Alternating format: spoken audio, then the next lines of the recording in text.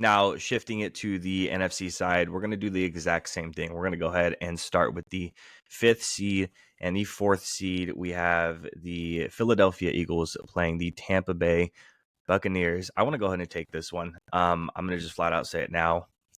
Tampa's winning this game. So Oh my gosh! When I initially started looking into this Sizzle. game, I wanted to go ahead again. I want to put up the categories. I want to say who has the better defense, who has the better quarterback, who has the better running attack this year, offensive line, the whole nine. So defensive wise, both defenses suck. They're not very good, but Tampa narrowly has the better defense. Quarterback, I don't like Jalen Hurts this year. Last year, I thought he deserved all the praise that he deserved. He was great. This year, we've seen Jalen Hurts struggle in consecutive games, especially here late down the stretch. But even when he hasn't struggled, I haven't found him that impressive. We've seen the Eagles turn to their running game multiple times this season because he has not been that good, just flat out. And you have A.J. Brown, you have Devonta Smith, you have Dallas Goedert. You have a lot of weapons on that team, and if you can't make them work, it's your fault, not their fault. It could be coaching as well. It could be play calling, absolutely. But I'm just not that impressed with him this year. To me, Baker is the better quarterback today. This year, today. Now, running attack, obviously that's going to go to Philly. Pass catchers, honestly, pass catchers is a tie. Okay. And the reason why is because they're coming into the game. Philly is coming to the game injured. A.J. Brown, Devonta Smith, they're coming into the game really injured. Fully healthy, it's Philly. But since we're coming into the game iffy and kind of going to be a little bit limited in pushing ourselves, I'm gonna throw up the tie on that one. And then the offensive line is going to be Philly. But to me, I think Tampa wants it more. And I think with Philly actually struggling week to week, these past, losing last 5 of their 6, it definitely does not look good. I'm going to take Tampa on this one. I know I'm going upset after upset on this one. I'm going Tampa. Did you simmer in that? Are you okay? I have to tell you, I've red flagged the entire Eagles situation. I think the Eagles general manager, Howie, I think he sits in his mansion at night and he looks at himself in the mirror and he wonders, what in the hell did I pay Jalen Hurts? This isn't great. I think he looks at himself and wonders, damn, should I have fired Nick Sirianni and kept Shane Steichen?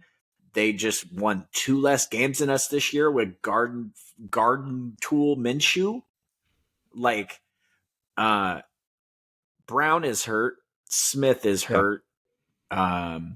Their running back, DeAndre Swift, can stub his toe and get hurt. It just doesn't. There's something wrong in the water in Philadelphia, man. We should that. They had that game a couple weeks ago where they had. I think it was their backup running back was wide open out of the flats for the first down. And they hucked it 50 yards down the line. I sent you that little still shot. And I'm like, what were they doing here? And then their coach after the game's like, oh, we were trying to get pass interference. Like, the play calling sucks. The play sucks. And to be honest with you, they had won a bunch of games by such narrow margins. It reminds me of the Vikings from last year in the playoffs where they'd won all these one-score games, but they were kind of not as legit as everybody saw. I also think the Buccaneers suck. So to me, this is just a battle of mediocrity. I might take the Steelers over both these teams. I wouldn't, but it's just one of those things where I have a firm belief on what's going to happen with this next game we're probably going to talk about, but I'd be okay if either of these teams win, because if they're the lowest seed remaining and they have to go into Levi Stadium, I think we stomp a mud hole in both of them and the game's over by halftime. So sign me up for either of those franchises to have to come out here and play us.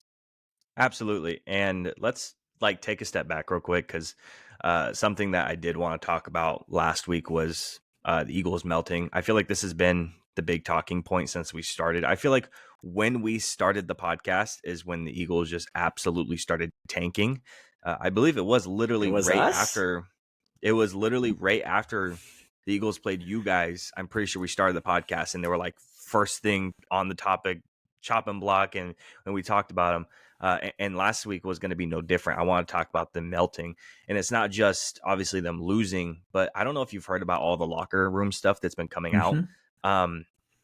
Dude, AJ Brown just does. I mean, he's very open in Philly to the reporters and everybody. He doesn't play politics. He doesn't mince his words. He doesn't like to, at least. So he was quoted a couple weeks ago saying, "Oh, if you don't have anything nice to say, don't say anything."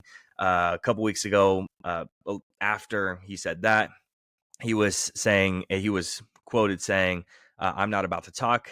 It ain't nothing to say." And then to clarify, he directly said to the media, "It's not directed towards y'all," and he just smiled. He was not him, excuse me. Nick Sirianni was seen lashing out on the sideline to Jalen Carter, Hassan Reddick, and then Reddick's position coach and Devonta Smith against the loss against the Cardinals. I mean, we're talking about, and this isn't just like 1 week, 2 week things. This has been since their losing stretch has been going on. It's weird. Again, Sports Center and media runs what we see, obviously. And then that's Sports Center, House of Highlights, all that stuff. I'm surprised you haven't seen more of the sideline stuff from Nick Sirianni, because I feel like every single time you turn on Red Zone, obviously he's going to go ahead and point out stuff like that. And I feel like it gets pointed out a lot there, but it doesn't get pointed out in the broad sense of media. So it's not really seen a lot. So that whole locker room stuff behind the scenes is obviously contributing to the whole Eagles melting down situation. And when you have a situation where you have Nick Sirianni, who's essentially like he's a player's coach, right? He's not like a coach who calls the plays and does that sort of thing. And you lose the locker room, not only losing the locker room, but you are having the locker room almost against you, and they don't want to play for you. They don't want to battle for you. They don't want to fight for you. They want to fight you.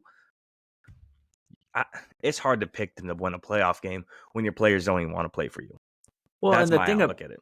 the thing about him, man, is I'm a firm believer, and I don't want CEO head coaches at 35, 40, 50 years old. If I've got a CEO head coach, he better been in the league a long time. He better know how to lead men. He better know how. Yep. I don't want my defensive coordinator quitting on me, a.k.a. Weak Martindale and Brian Daboll. That situation, Daboll looks terrible in. Sirianni called the plays, and Howie said, nope, you suck. Here's Steichen. Yep. We're going to let him call the plays. And now what does he do? On Sundays, when the world is melting down and his defense is getting ran through and his offense sucks, what does Sirianni do? He doesn't do nothing. He just sits there and takes it because he can't call the plays. He doesn't know what the defense is doing. Now, don't get me wrong. He's probably really smart. He's a head coach in the NFL. I'm sitting on my couch.